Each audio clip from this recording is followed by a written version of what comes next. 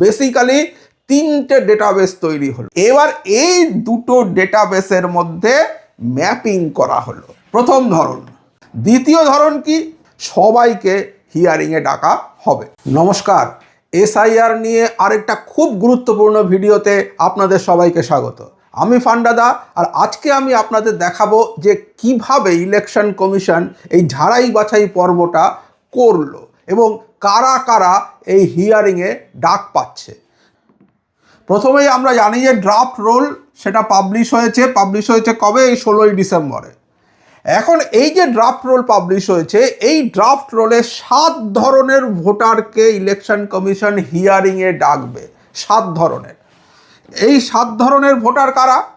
এবারে আমরা দেখি সেটা যে কিভাবে ইলেকশন কমিশন এই 7 ধরনের ভোটারকে চুজ করলো এবং তাদেরকে হিয়ারিংয়ে ডাকা হবে।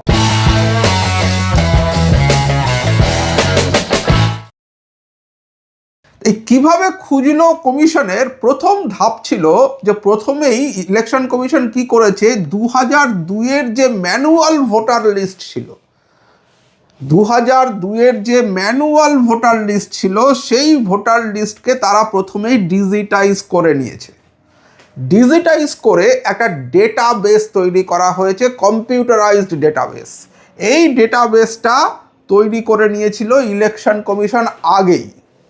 ওই যে 2002-এর রোল পাবলিশ করেছিল, তার আগেই এই 2002-এর যে ম্যানুয়াল ভোটার লিস্ট ছিল, সেই ভোটার লিস্টটাকে ইলেকশন কমিশন ডিজিটাইজ করে নেয়। যার ফলে এই 2002-এর রোল, যেটা আগে ম্যানুয়াল রোল ছিল, সেই রোলের একটা ডিজিটাল ডেটাবেস তৈরি হয়ে গিয়েছিল ইলেকশন কমিশনের কাছে। এইটা ছিল এই পুরো প্রক্রিয়ার প্রথম ধাপ। এরপর কি হলো, বিএলওদেরকে এনুমারেশন ফর্ম ডিস্ট্রিবিউট করা হলো। এখনকার অর্থাৎ 2025-এর যে লাস্ট ইলেকটোরাল রোল, সেই রোলে যাদের যাদের নাম আছে তাদের প্রত্যেকের নামে এনুমারেশন ফর্ম জেনারেট করা হলো এবং সেই এনুমারেশন ফর্ম প্রত্যেক বিএলও, যে আপনার বুথের যে বিএলও, এরকম যে সমস্ত বুথের যে বিএলওরা রয়েছেন তাদেরকে ডিস্ট্রিবিউট করে দেওয়া হলো যে এই ফর্মগুলো তোমরা ভোটারদের কাছে নিয়ে যাও এবং তাদের থেকে ফর্মটা ফিল আপ করিয়ে নাও। এইবার ওই যে ফর্মটা আপনারা ফিল আপ করে দিলেন, সেই ফর্মটাকে ডিজিটাইজেশন করলো কারা? ওই বিএলওরাই করলো। বিএলওরা সমস্ত ডেটাকে এন্ট্রি করে আরেকটা নতুন ডেটাবেস তৈরি করলো, যে ডেটাবেসটা হচ্ছে যারা যারা এনুমারেশন ফর্ম ফিল আপ করলেন তাদের ডেটাবেস। তাহলে বেসিক্যালি 3টে ডেটাবেস তৈরি হলো। একটা হচ্ছে 2002-এর ডেটাবেস, একটা 2025-এ যে লাস্ট এসআইআর শুরুর আগের যে ডেটাবেসটা ছিল সেই ডেটাবেস, আর বিএলওরা যে ফর্ম আপলোড করলো এখনকার নতুন এসআইআরের তার ডেটাবেস। এবার এই 3টে ডেটাবেস তৈরি হলো। এরপরে কি হচ্ছে, এই একদিকে রয়েছে দেখুন 2002-এর ডিজিটাইজ করা ডেটাবেস এটা, আর এইটা হচ্ছে বিএলওদের দ্বারা ডিজিটাইজ করা এখনকার ডেটাবেস। এবার এই দুটো ডেটাবেসের মধ্যে ম্যাপিং করা হলো। এই ম্যাপিংয়ে ইউজ করা হলো এসকিউএল। যারা সফটওয়্যার ডেভেলপমেন্ট বা সফটওয়্যার প্রোগ্রামিং জানেন তারা জানেন যে স্ট্রাকচার্ড কোয়ারি ল্যাঙ্গুয়েজের মাধ্যমে বিভিন্ন কোয়ারি চালিয়ে এখান থেকে ডেটাকে তুলে আনা যায়। অর্থাৎ এই দুটো ডেটাবেসের মধ্যে ম্যাচিং ডেটা কিভাবে আমি চাইছি সেগুলো তুলে আনা যায়, তার জন্য ইউজ করা হলো কোয়ারি ল্যাঙ্গুয়েজ, আর তার সঙ্গে ইউজ করা হলো এআই। এই 3টের যোগফলে এই ম্যাপিংয়ের কাজটা হয়েছে। রেজাল্ট কি হলো? রেজাল্ট আমরা পেলাম হচ্ছে ওই 7 ধরনের ভোটার, যে 7 ধরনের ভোটারকে ইলেকশন কমিশন ডাকবে হিয়ারিংয়ে। তার মধ্যে আমরা এবার এক একটা ধরনকে নিয়ে আলোচনা করে নিই। প্রথম ধরন কি?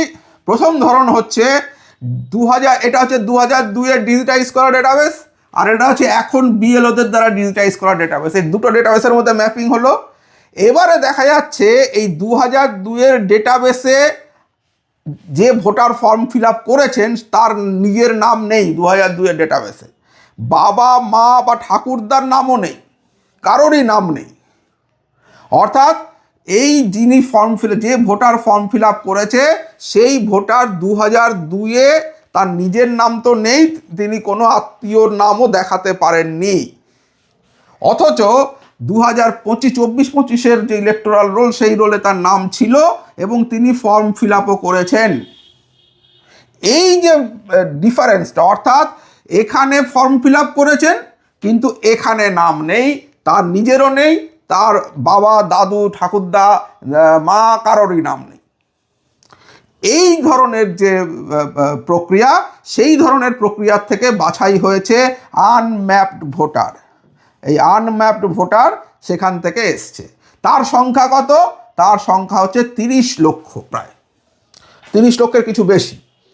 তো এই আনম্যাপড অর্থাৎ যাদের নাম 2002-এ নেই, তাদের আত্মীয়দেরও নাম নেই কিন্তু তারা ফর্ম ফিল আপ করেছেন, সেই ধরনের ভোটারের সংখ্যা 30 লক্ষেরও কিছু বেশি। এই ধরনের ভোটারদের সবাইকেই কিন্তু হিয়ারিংয়ে ডাকা হবে, সবাইকে হিয়ারিংয়ে ডাকা হবে। এবারে আমরা চলে আসি, এটা তাহলে প্রথম ধরন হলো। 7 ধরনের ধরন বলেছি, এর মধ্যে প্রথম হচ্ছে এটা যেখানে আনম্যাপড ভোটার। এবারে চলে যাই আমরা দ্বিতীয় ধরনে। দ্বিতীয় ধরন কি? দ্বিতীয় ধরনে হচ্ছে 2000 দেখা গেছে যে ভোটার ফর্ম ফিল আপ করেছে, ফর্ম ফিল আপ কিন্তু করেছে সেই ভোটার, কিন্তু তার নিজের নাম 2002-এ নেই, কিন্তু বাবা, মা বা ঠাকুরদা বা অন্য আত্মীয়ের নাম সে দিয়েছে।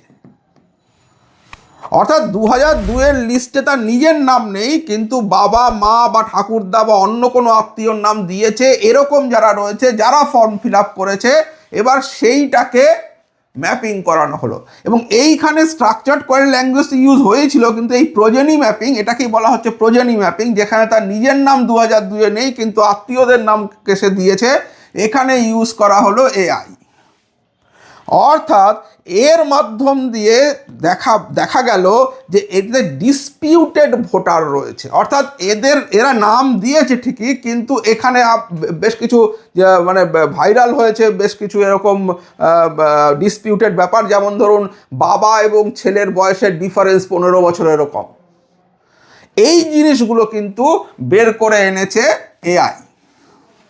আবার যে ভোটার তার সঙ্গে তার ঠাকুরদার বয়সের ডিফারেন্স 40 বছর এরকম। তো এই ধরনের যে ডিসপিউটগুলো, সেই ডিসপিউটগুলো বের করে এনেছে এই এআই ম্যাপিং। এই এআই ম্যাপিংয়ের মাধ্যমে এই ডিসপিউটেড ভোটার পাওয়া গেছে এই দুটো ডেটাবেসকে ম্যাপিং করে, এবং তার সংখ্যা কত হিউজ, তার সংখ্যা কিন্তু হিউজ, প্রায় 1,30,00,000-এরও কিছু বেশি, 1,30,00,000-এরও কিছু বেশি পাওয়া গিয়েছে হচ্ছে এই প্রোজেনি ম্যাপিংয়ের ডিসপিউটেড ভোটার। এদেরকেও কিন্তু হিয়ারিংয়ে ডাকা হবে। তাহলে প্রথম ধাক্কায় ডাকা হবে হচ্ছে আনম্যাপড ভোটার, যেটা 30 লাখ মতন। তারপরে হচ্ছে প্রোজেনি ম্যাপিং ডিসপিউটেড ভোটার যারা রয়েছে, এই প্রোজেনি ম্যাপিং ডিসপিউটেড ভোটার তাদেরকে তারপরে ডাকা হবে, তার সংখ্যা প্রায় 1,30,00,000। হয়তো তার থেকে কিছু কম হতে পারে, ফাইনাল ইভ্যালুয়েশন করে ওনারা জানাবেন, কিন্তু মোটামুটিভাবে 1 কোটির অনেকটা ওপরেই এই প্রোজেনি ম্যাপিং ডিসপিউটেড ভোটারের সংখ্যা হবে যারা হিয়ারিংয়ে ডাক কিন্তু পাবেন। তাহলে এটা হয়ে গেল দ্বিতীয় ধরন। এবারে আমরা আসি তৃতীয় ধরনে। তৃতীয় ধরন কি? তৃতীয় ধরন হচ্ছে 2002-এর ডিজিটাইজ করা ডেটাবেসেও তার নাম রয়েছে, আবার তিনি ফর্ম ফিল আপও করেছেন, বিএলওদের দ্বারা যে ডিজিটাইজ করা হয়েছে সেখানেও ফর্ম ফিল আপ হয়েছে, আর 2002-এর ডিজিটাইজ করা ডেটাবেসে তার নাম আছে বলে তিনি ক্লেম করেছেন ফর্মে, কিন্তু নামটা মিলছে না। এটা অনেক ধরনের ঘটনা ঘটতে পারে, যেমন ধরুন এরকম হতে পারে যে বিবাহিত মহিলারা, তাদের ক্ষেত্রে নাও মিলতে পারে, বা নাম চেঞ্জ হয়েছে তাদের ক্ষেত্রে হতে পারে। তো এই ধরনের ব্যাপার, বা ধরুন বয়সের অনেক ডিফারেন্স হয়ে গেছে, এখন যে বয়স তিনি দিচ্ছেন আর এইখানে যে বয়স দিয়েছিলেন 2002-এ তার সঙ্গে একটা বিরাট গ্যাপ আছে। তো এই ধরনের নানা ধরনের ঘটনা এখানে ঘটতে পারে। এই সংখ্যাটা খুব বেশি নয়, মানে 5 থেকে 6 লক্ষ হবে। তো কিন্তু এখানেও কিছু কিছু এরকম ডিসপিউট রয়েছে। তাহলে এই তৃতীয় ধরন হয়ে গেল। এরপরে আসছে একটা ইন্টারেস্টিং ব্যাপার, সেটা হচ্ছে এএসডিডি লিস্ট। এটি কি বস্তু? এই এএসডিডি লিস্ট হচ্ছে, এতক্ষণ আমরা কম্পেয়ার করছিলাম 2002-এর ডেটাবেসের সঙ্গে বিএলওদের তৈরি করে দেওয়া ডেটাবেসের।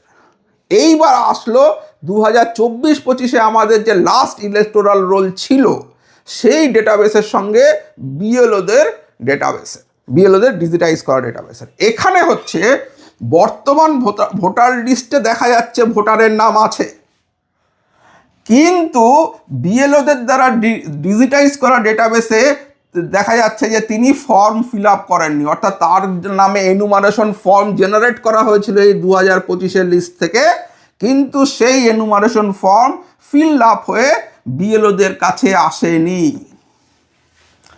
এই যে সংখ্যাটা প্রায় 58 লক্ষ, এবং এরা হচ্ছে এই মুহূর্তে নতুন যে খসড়া ভোটার তালিকা অর্থাৎ ড্রাফট রোল, যেখানে তাদের নাম কিন্তু ডিলিট করা হয়েছে ওখান থেকে, অর্থাৎ তাদের নাম ওখানে নেই। কিন্তু এরাও হিয়ারিংয়ে ডাক পেতে পারেন। কখন পাবেন? একটা একটা করে আমরা আসি। এই এএসডিডি এগুলো প্রত্যেকটা আলাদা আলাদা জিনিস। আমরা এবার আসছি চতুর্থ ধরনে, যেটা হচ্ছে এএসডিডির এই এ, অর্থাৎ অ্যাবসেন্টি ভোটার্স। এরা কারা? এরা হচ্ছে যখন এনুমারেশন ফর্ম বিলির সময় ভোটারকে খুঁজে পাওয়া যায়নি, কিন্তু এখন তিনি নাম তুলতে চান। ধরুন ফর অ্যান এক্সাম্পল, কেউ একজন বাংলাতে ছিলেন, উনি বোম্বেতে কাজ করতে গিয়েছেন, একটা বিশেষ কাজে উনি 3 মাস এর জন্য গিয়েছিলেন, এবং যখন এনুমারেশন ফর্ম বিলি হয়েছে তার বাড়ি ধরুন তালাবন্ধ ছিল, সেখানে সেই জন্য বিএলও তাকে ফর্মটা দিতে পারেননি। এবার তিনি তো ফর্ম পাননি। এবার খসড়া ভোটার তালিকায় নাম না দেখে উনি এবার ফিরে এসে বললেন যে না আমি এরকম কাজে গিয়েছিলাম, আমার নামটা তুলতে হবে। এইটা হচ্ছে এই অ্যাবসেন্টি ভোটার। এবার তিনি আবার নতুন করে ফর্ম ফিল আপ করে দিলেন। প্রথমে কিন্তু ওই হিয়ারিংগুলো হবে, আনম্যাপটেড হিয়ারিং হবে, প্রোজেনি ডিসপিউটেড হিয়ারিং হয়ে যাবে, সেলফ ম্যাপিংয়ের যদি কোনো ডিসপিউট থাকে তাদের হিয়ারিং হবে, এবারে আসবে। এবং ইন দ্য মিন টাইম এদেরকে 1 মাস সময় দেওয়া হয়েছে। আপনারা জানেন, মানে দেখুন 16ই ডিসেম্বর ড্রাফট রোল পাবলিশ হয়েছে, 16ই জানুয়ারি অবধি কিন্তু আপনি কন্টেস্ট করতে পারবেন এই যে এএসডিডি লিস্ট, অর্থাৎ যেটা খসড়া ভোটার তালিকায় যাদের নাম বাদ গেছে, যাদের লিস্টটা আগেই ইলেকশন কমিশন পাবলিশ করে দিয়েছিল, তাদের ক্ষেত্রে তারা কিন্তু চ্যালেঞ্জ করতে পারে যে না আমি এএসডিডি লিস্টের মধ্যে থাকবো না, আমি আমি। তো এই যে ব্যাপারটা, সেটা তারা 1 মাস সময় পাচ্ছেন, মানে 16ই জানুয়ারি অবধি। আর ড্রাফট লিস্ট 7ই ফেব্রুয়ারি অবধি এবার তাদের একদম লাস্টে তাদের হিয়ারিংয়ের পার্টটাও রাখা হচ্ছে। তো সেখানে গিয়ে উনি এবার ক্লেম করতে পারেন যে না আমি অ্যাবসেন্টি তখন ছিলাম, এই কারণে ছিলাম, আমার নামটা এখন তোলা হোক। এবার তার জন্য যে হিয়ারিং, সেই হিয়ারিং হবে এই 4র্থ নম্বর ধরন। এইটা হচ্ছে এস, এইটা হচ্ছে বেসিক্যালি শিফটেড।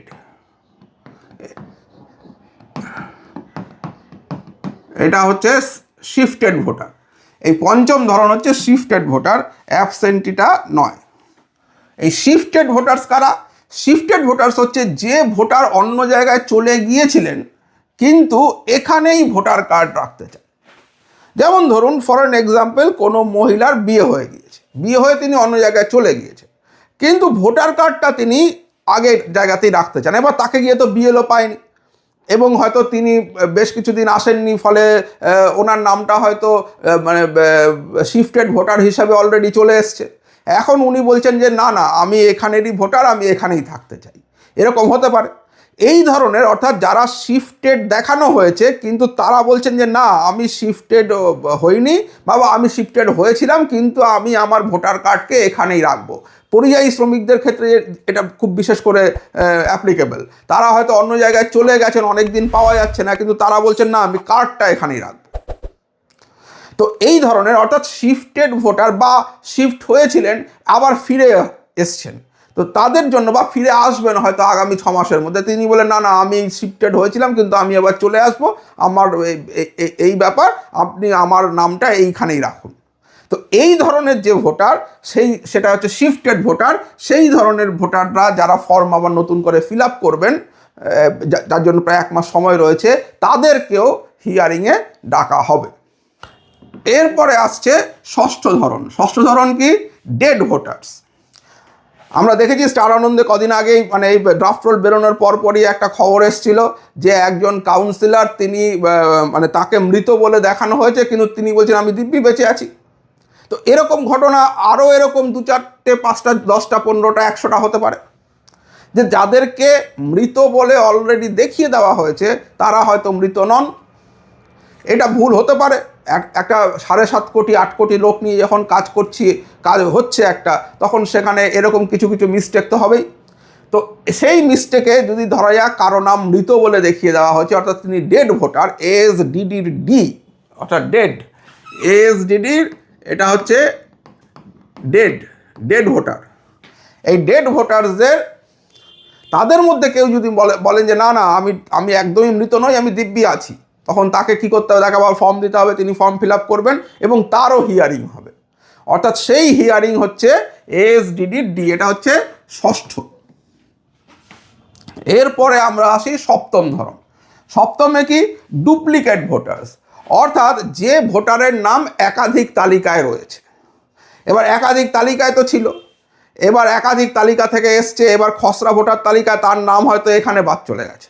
এবার তিনি বলছেন না না না না না আমি এখানেই থাকবো, আমার অন্য জায়গায় নাম কেটে দেওয়া হোক, কিন্তু আমাকে এন্ট্রি দেওয়া হোক। এবার সেরকম হতে পারে। তো সেক্ষেত্রে ডুপ্লিকেট ভোটারদেরও তারা যদি আগে যেখান থেকে নামটা বাদ চলে গেল সেখানেই নাম রাখতে চান, তবে তিনি আবার ফর্ম ফিল আপ করে জমা দিতে পারেন এবং সেখানে তিনি বলবেন যে আমার অমুক জায়গায় নাম আছে, ওটাকে কেটে আমাকে এখানে দেওয়া হোক। সুতরাং তার একটা হিয়ারিং পর্ব হবে। তো এই হচ্ছে 7 ধরনের, অর্থাৎ এএসডিডি লিস্টের 4টে, আর আনম্যাপড, প্রোজেনি ম্যাপিংয়ে ডিসপিউট আর সেলফ ম্যাপিংয়ে ডিসপিউট, এই 7 ধরনের ভোটারকেই কিন্তু নির্বাচন কমিশন ডাকতে পারে হিয়ারিং। এবার আসলো তার থেকে বড় প্রশ্ন, আসল প্রশ্ন, হিয়ারিংয়ে ডাকলে কি করতে হবে বা কি করা উচিত? যারা হিয়ারিংয়ে ডাক পাবেন তাদের জন্য, এবং তার একটা প্রিপারেশনেরও তো ব্যাপার আছে, সুতরাং এটা একটা খুব গুরুত্বপূর্ণ ভিডিও। আমি ইন ডিটেলে এই ভিডিওটা নিয়ে এর পরের পর্বে আলোচনা করব। একটা নতুন ভিডিও আমি করে দেবো যেখানে ডিটেলে এই ব্যাপারটা বলা থাকবে যে হিয়ারিংয়ে ডাকলে কি করতে হবে বা কি করা উচিত। আর তার সঙ্গে আরও ইম্পর্টেন্ট ব্যাপার, সেটা হচ্ছে কি কি কাগজ দেখাবেন আর কি কাগজ দেখাবেন না, কিভাবে প্রযুক্তিকে কাজে লাগানো হয়েছে, কিভাবে ভুল কাগজ দেখালে প্রবলেম হয়ে যেতে পারে, এই সমস্ত কিছুর ডিটেল নিয়ে আমি আসবো এর পরের ভিডিওতে। খুব খুব গুরুত্বপূর্ণ ভিডিও হতে চলেছে ওটা এসআইআরের জন্য, কারণ কে ডাক পাবেন কে ডাক পাবেন না কেউ কিন্তু জানে না। সুতরাং অবশ্যই সেই ভিডিওতে চোখ রাখুন। আর চ্যানেলটা যদি এখনও সাবস্ক্রাইব না করে থাকেন, প্লিজ সাবস্ক্রাইব করুন আর বেল আইকনটা প্রেস করতে একদমই ভুলবেন না। ভালো থাকবেন সবাই, সুস্থ থাকবেন। আজ তাহলে আসি, বাই।